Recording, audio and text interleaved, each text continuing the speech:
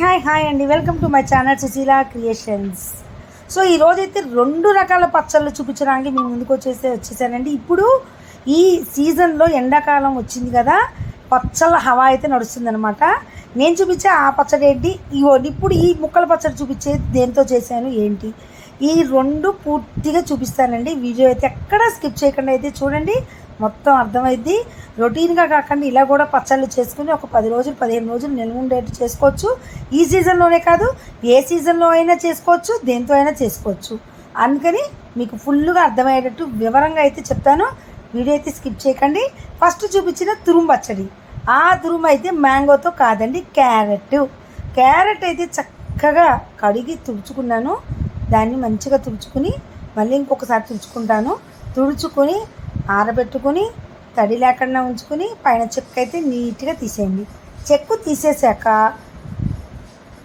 మనము తురుముకునేటప్పుడు లావు దాని వైపు తురుముకోకూడదు, సన్నగా ఉంటుంది చూసారా, దాంతో తురుముకోవాలి. ముందైతే అటు ఇటు ముచ్చుగా తీసేద్దాం, లేకపోతే కొద్దిగా చేదు వస్తుంది, పైన నల్లగా ఉంటుంది కదా, అది తీసేయాలన్నమాట. సో ఈ విధంగా తీసేసి చక్కగా అయితే తురుమేసుకుందాము. నేను శాంపిల్ కోసం ఒక 2 తీసుకున్నానండి. ఎక్కువ కావాలనుకున్న వాళ్ళు ఎక్కువ పెట్టచ్చు. మా ఇంట్లోకి ఎప్పటికప్పుడే చేసుకుంటే నిల్వ ఉండదు కదా, నిల్వ ఉండాలి అనుకుంటే మనం ఎక్కువ చేసుకోవచ్చు. నిల్వ ఉండాలి అంటే ఎక్కువ రోజులు నిల్వ ఉండాలంటే ఇంకొంచెం ప్రాసెస్ మారిద్ది. నేను ఒక 1 వీక్ నిల్వ ఉండేటట్టు నేను చేసుకుంటున్నాను అనమాట. సో ఈ విధంగా అయితే చూసారా, సన్న వైపు నేను తురుముకుంటున్నాను అనమాట. పచ్చళ్ళు అంటే ఇష్టంగా తినని వాళ్ళు ఎవరుంటారు చెప్పండి. మనం ఎన్ని కూరలు చేసినా కొంచెం పచ్చడి కావాలి. కానీ ఇవాళ రేపు నిల్వ ఉండే పచ్చళ్ళు పెట్టుకోవడం తగ్గిపోయిందండి, ఎందుకునో మరి.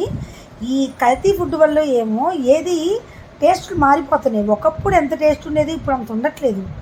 సో ఆరోగ్యానికి కూడా హాని అని చెప్పి పెద్దవాళ్ళు ఎందుకో చెప్తున్నారని చెప్పి చక్కగా రెడీమేడ్గా ఎప్పటికప్పుడు ఇలా పెట్టుకుని బాగుంటుంది కదా అని చెప్పి అప్పటికప్పుడు ఇది రెడీమేడ్ స్టైల్లోకి వచ్చేస్తుంది కదా. రెడీమేడ్ అంటే అప్పటికప్పుడు చేసి తినేది. సో ఈ విధంగా అయితే చక్కగా సన్నగా తురుముకున్న ఈ క్యారెట్లో ఎల్లుల్లిపాయలు కావాలన్నమాట. ఎల్లుల్లిపాయలు అయితే కొంచెం ఇలా దంచుకుంటే తొక్క ఈజీగా వస్తుంది, అటు ఇటు ముచ్చుగా తీసేసుకోవచ్చు.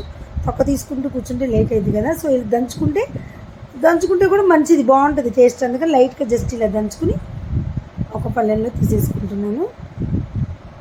ఎల్లుల్లిపాయలు తొక్క తీసేసుకున్న, కొంచెం కరివేపాకు, అలానే 4 ఎండుమిరపకాయలు తాలింపులోకి. అంటే ఈ 2 క్యారెట్కి సరిపడా నేను తీసుకున్నానండి. మీరు ఎక్కువ తీసుకుంటే ఎక్కువ క్వాంటిటీ తీసుకోవాలి అవి కూడా. సో 2 నిమ్మకాయలండి, అసలు ఆయుధం ఇదే, 2 నిమ్మకాయలు. ఈ 2 నిమ్మకాయలని చక్కగా పడుతుంది, 2 నిమ్మకాయలు పడతాయండి పులుపు. ఎందుకంటే క్యారెట్ అనేది తీపి ఉండదు, కానీ పులుపు అనేది అస్సలు ఉండదు కదా. సో నేను 2 నిమ్మకాయలు అయితే ఖచ్చితంగా పడుతుందండి. చక్కగా రసం ఉన్న నిమ్మకాయలు ఇవి. ఇలా తీసాక మళ్ళీ పిండేసుకున్నాను. ఇప్పుడైతే చూసారా, నేను కావాలంటే మళ్ళీ వేసుకుంటాను, ముందైతే ఇలా వేసేసుకుంటాను. ఉప్పు మీద కారం ఎప్పుడైనా ఎక్కువ పట్టిద్ది. సో మెంతిపిండి, 1 చెంచా మెంతిపిండి తీసుకున్నా. చక్కగా కలబెట్టేసుకోండి బాగా, ఆ తురుము మొత్తం బాగా పట్టాలి. ఉప్పు కావాలంటే మళ్ళీ చూసేసుకోవచ్చు, పర్లేదు. ఎందుకంటే క్యారెట్ అనేది పులుపు కాదు కాబట్టి ఉప్పు చూసుకునే వేసుకోవాలి. సో ఇప్పుడైతే బాండీ పెట్టేశాను.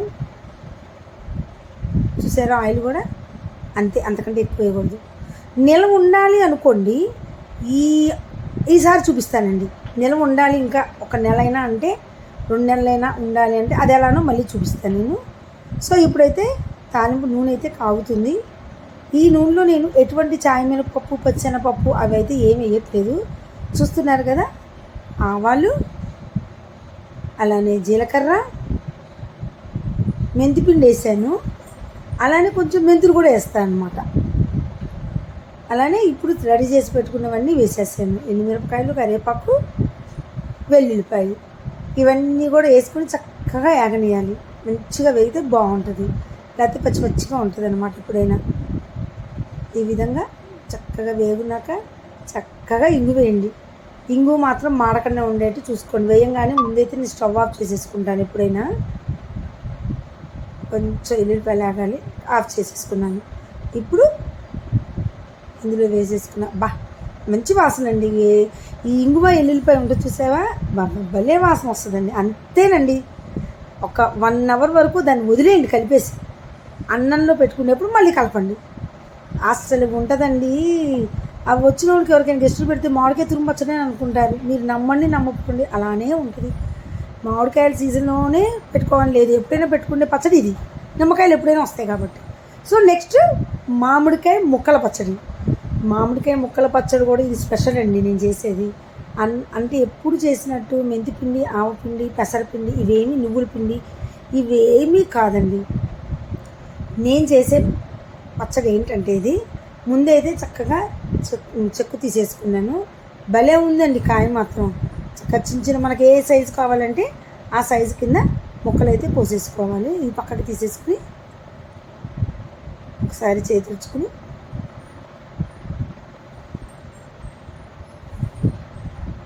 మనకి ఏ సైజు కావాలంటే ఆ సైజు కోసుకోవచ్చండి. కానీ ఇంకా సన్న కోసుకున్నా పర్లేదు, కానీ ఇంతకంటే లావ్ అయితే బాగోదు. అది దీన్ని అయితే ముందు చక్క చిన్న ముక్కలుగా అయితే కోసేసుకుంటున్నాను.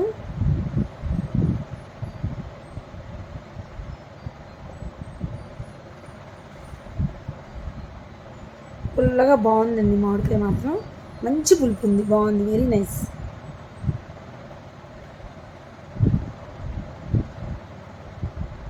ఈ సైజు ముక్కలు ఇలా కోసేసుకోండి. ఇది కూడా ఇప్పుడు చక్కగా బౌల్లోకి అయితే తీసేసుకుంటున్నాను. కలపెట్టడానికి వీలుగా ఉండే కొంచెం లోతున్న బౌల్ తీసుకుంటే బాగుంటుంది అన్నమాట.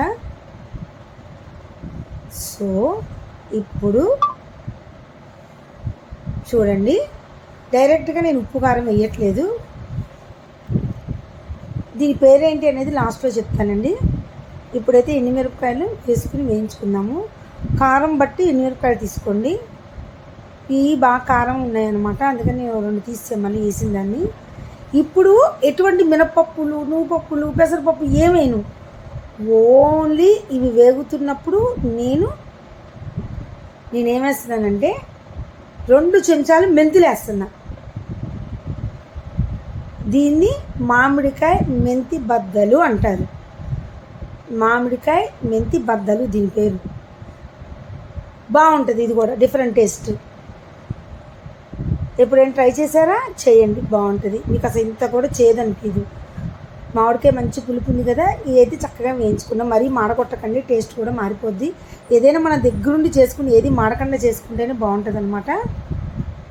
సో ఇవైతే చక్కగా వేయించుకున్నాను. ఈ వేగినాయి కదా, స్టవ్ ఆఫ్ చేసుకుని ఇలా వేడి మీద ఉన్నప్పుడే చూడండి, ఇంగువ ఎక్కువ వేయాలండి. కేజీ ఇంగు చూసారా, ఇంగువ ఎక్కువ వేసుకోండి. స్టవ్ ఆఫ్ చేసుకుని ఆ వేడిలోనే ఈ ఇంగు వేసేయాలన్నమాట. ఎక్కువ వేడైతే మన టేస్ట్ మారిపోద్ది. ఇదైతే 5 నిమిషాలు చల్లారనిద్దాము. ఇప్పుడు మళ్ళీ ఒక స్టవ్ మీద పెట్టుకుని ఆయిల్, దీంట్లోకి సరిపడే ఆయిల్ అయితే వేడి చేసుకోవాలి. బాగా వేడి చేసుకున్నాక చూడండి, నేను ఒకటే పెద్ద మామిడికాయ తీసుకున్నాను. ఈ మాత్రం నూనె చాలు, కొంచెం ఎక్కువ వేసుకున్నా ఏం కాదు. కానీ ఇది అచ్చంగా ఎక్కువ కారం పట్టదు కదండి, మెంతులు ఎండుమిరపకాయలు కాబట్టి చాలు. ఇంత నూనె బాగా కాగాలి. అది కూడా పొగలు వస్తున్నాయి కదా.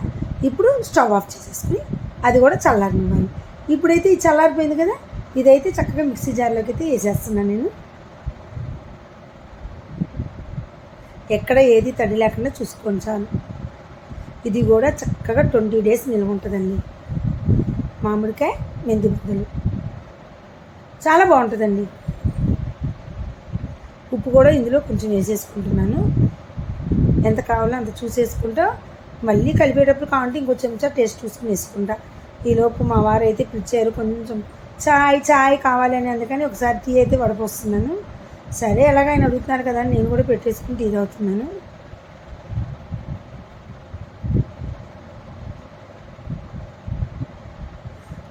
కొంచెం టీ పెట్టేటప్పుడు కొంచెం దాల్చిన చెక్క వేస్తే మంచిదండి హెల్త్కి. షుగర్ ఉన్న వాళ్ళకైతే ఇంకా మంచిది. సో ఇదైతే మిక్సీ వేసేసుకున్నాను. ఆ పౌడర్ అంతా ఇందులో పోసేసుకున్నాను.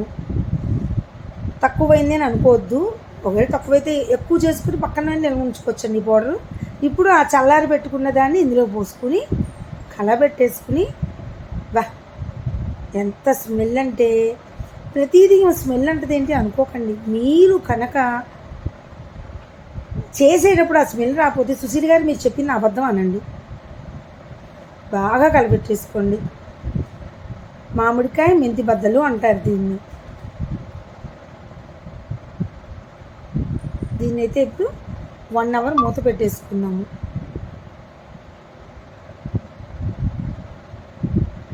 మూత పెట్టేసుకున్నాక ఉప్పు కరిగి మొత్తం అంతా చక్కగా ఫ్రెష్గా ప్రతి మొక్కకి అది పట్టిద్ది. చూసారా, నూనె కొంచెం కిందకి తేలుతుంది. ఇంతేనండి, మామిడికాయ మెంతి బద్దలు అంటారు. వేడి వేడి అన్నంలో నెయ్యి వేసుకోపోయినా పర్లేదండి. నేను ఎప్పుడు నెయ్యి వేసుకోండి అంట కదా, నెయ్యి వేసుకోపోయినా పర్లేదండి. తినండి, అద్దరహో అన్నటువంటిది రుచి, డిఫరెంట్ టేస్టు. అంతేనండి, నా 2 రకాల పచ్చళ్ళు చూసారు కదా. నచ్చితే తప్పకుండా లైక్ చేయండి. నాకు మీ లైక్స్ ఇంపార్టెంట్. బాయ్ అండి.